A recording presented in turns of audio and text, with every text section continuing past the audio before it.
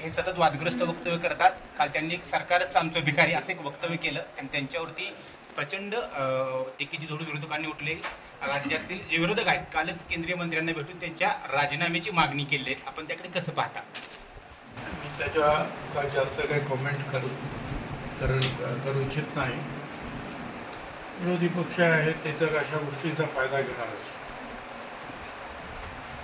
पण मुख्यमंत्र्यांनी सुद्धा आपली नापसंती जी आहे मला असं वाटतं की या 2 दिवसामध्ये 2 वेळा त्यांनी व्यक्त केलेली आहे.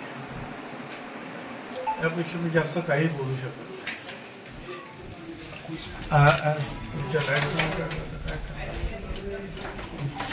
आमदारांनी निवेदन आपल्याला दिलं, त्याबद्दल आपली प्रतिक्रिया आहे. रास्ताभाऊ दुकानदार त्यांच्या मागणीबाबत आपली प्रतिक्रिया.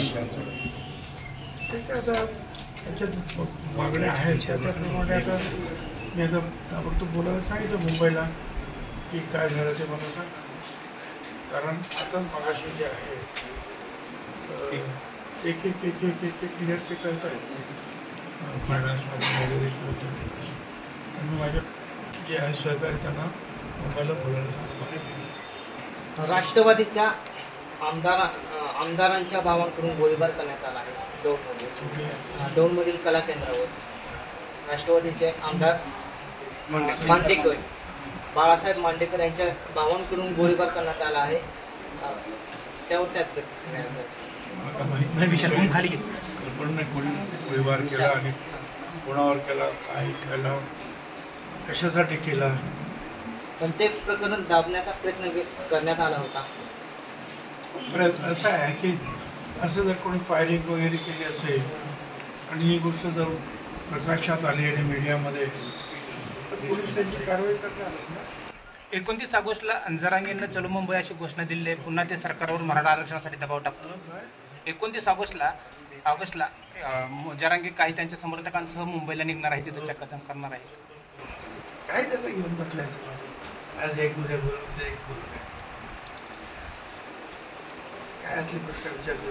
कर्जमाफीच्या संदर्भात राज्यात आज ठिकठिकाणी आंदोलन सुरू आहे, त्याबद्दल आपण काय सांगता?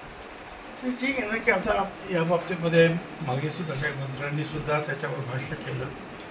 स्वतः मुख्यमंत्र्यांनी सुद्धा त्याबद्दल बोलले की योग्य वेळेला आम्ही ती कर्जमाफी करणार आहोत. कर्जमाफी करणार आहेत म्हटल्यानंतर लोकांना वाटतं की ताबडतोब करावी आणि त्याबद्दल त्या मागण्या सुरू होत आहेत. परंतु मुख्यमंत्र्यांनी ज्या अर्थी स्वतः सांगितलेलं आहे त्या अर्थी योग्य वेळेला ती कर्जमाफी केली जाईल. दोन्ही राष्ट्रवादी एकत्र येणे चर्चा सुरू. आमच्याकडे तर काही चर्चा नाही. तुमच्याकडे कुणी काय बोललं असेल तर सांगा मला. कोण एकत्र येते काय त्यापेक्षा मीडियाला जास्त माहिती असणार. आणखी फडणवीस मुख्यमंत्री यांचे कौतुक केले आहे, त्याची पण चर्चा सुरू आहे.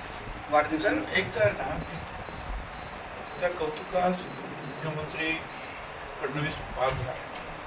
आणि दुसरं म्हणजे की पवारसाहेब स्पष्ट बोलणारे आहेत.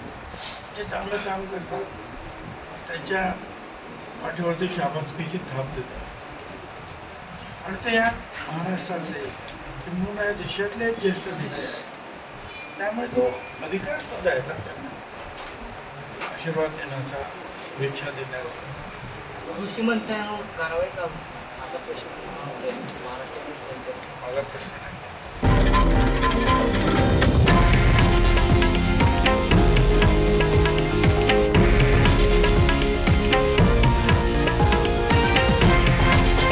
हे आहे देशातील नंबर 1 न्यूज नेटवर्क आणि आपण पाहत आहात TV9 मराठी, एकमेव.